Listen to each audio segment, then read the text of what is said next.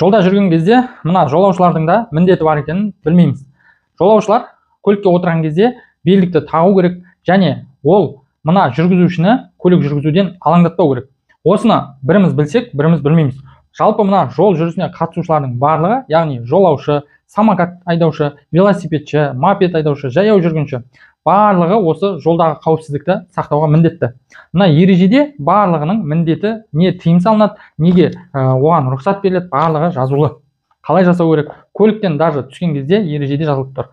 Жолаушы оң жағынан түсу керек, тротуар жақ беттен түсу керек. Егер мүлдем мүмкін болмаса олай түсу, онда қауіпсіз, ешқандай жүргізушіге зиян тигізбей, мұқият қарап, сол жағынан түсуге рұқсат беріледі. Құрметті оқырмандар, мына жолаушылар жүргізушілерді көп алаңдатады. Бұл дұрыс емес.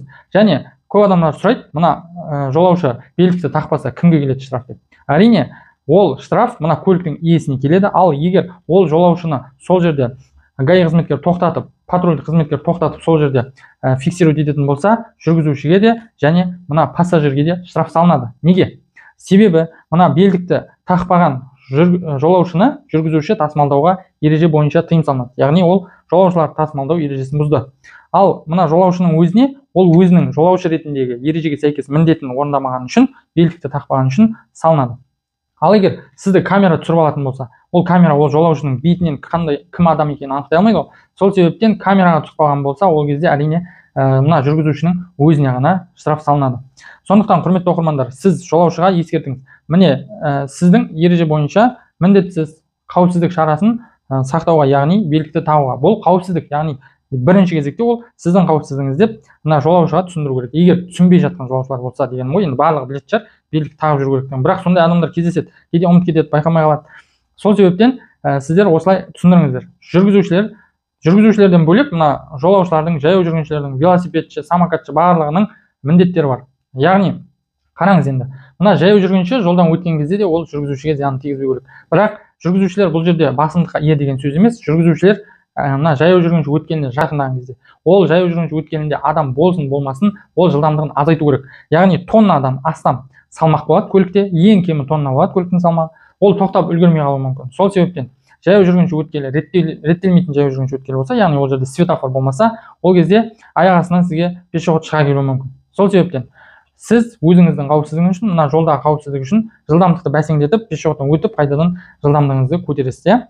Енді сізге айтарым, мына жолда жүрген кезде жүргізушілер қызыл түс жанайын деп жатқанда, яғни жасыл мигать етіп, сары түс жанып жатқан кезде қиылыстан басып өтіп кету әдеті бар. Сондай жүргізушілер бар. Ол өте қауіпті маневр. Себебі сіз мына мигать етіп жатқан кезде сары жанады, сосын сарыға өтіп кетіп бара жатқан кезде мына жақтан сары, қызылдан кейін сары, сосын жасыл жанады ғой енді. Ол кезде ол жақтан да жасыл түсті күтпей сарыға басып жүрісін бастап кететіндер бар да. Сол кезде сіз мына жақтан мына мигающий жасылға өтіп атасыз, мына жақтан сары жанып атады. Сол кезде келіп мынау сарыға жүріп кеткен асығыс жүргізуші жүрісін бастайды дағыны, қиылыста жол көлік оқиғасы орын алады. Осы жол көлік оқиғасын қарасаңыз, барлығының себептері бір, ең көбі және ең ауырлары. Ол қандай? Басып озуды дұрыс жасамау, басып озудағы қауіпсіздікті сақтамау, одан кейін қиылыстан дұрыс өтпеу, одан кейін жылдамдықты арттыру, шамадан тыс, ережеден тыс, одан кейін жаяу жүргінші пешеход, яғни пешеходты өткізбеу. Міне, осындай және телефонға алаңдау ары қарай уже кете береді. Енді ең бастысы, басып озған кезде мен алдыңғы видеода сіздерге айтып өттім, қалай басып озу керек. Одан кейін мына қиылыстан өтуді көп жағдайда осы жаңағы мен айтқан мигающий жасылға және сары түске үлгерем деп қатты жылдамдықпен өтіп кету, сол өте қауіпті. Сондықтан да сіздерге айтарым, сіз мына жолда келе жатқан кезде, енді барлық светофорда секундомер жоқ, барлығында жоқ. Енді барларда көп секундомер болса, ол ыңғайлы, сіз алыстан келе жатып, қазір жасылдың сөнетінін біліп келе жатасыз. Ал егер секундомер жоқ болатын болса, аяқ астынан жасыл мигать етеді. Сол кезде сіз мына келе жатқан кезде, қиылысқа жалпы жақындап келе жатқан кезде, мұқият сол бағдаршамның сигналына қарап жүргеніңіз абзал.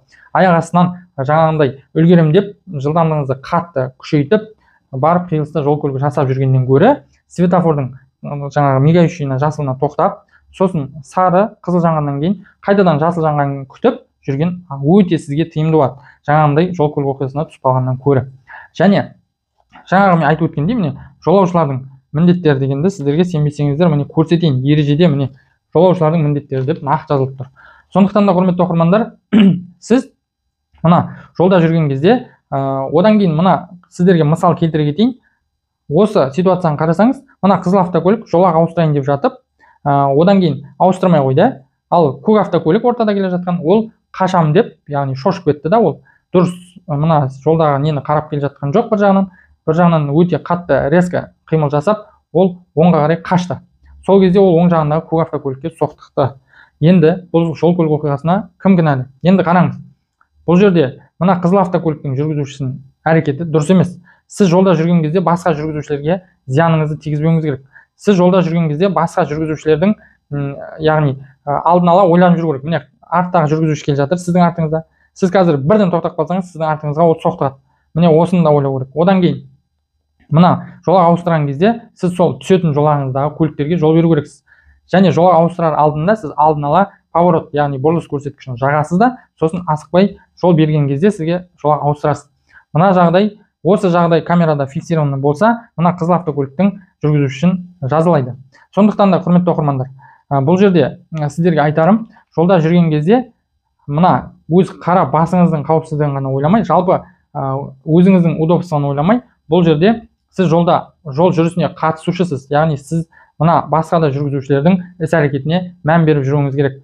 Құрметті оқырмандар, сіздерге жол ережесін үйрену керек болса, осы біздің каналды қараңыздар, және біздің каналда өте пайдалы видеолар көп, және бізде осындай кітап бар. Кітаппен де дайындалсаңыз, ережені үйренуге болады. Инстаграм арқылы тапсырыс бересіздер. Барлықтарыңызға А нүктесінен Б нүктесіне аман есен жетулеріңізді тілеймін.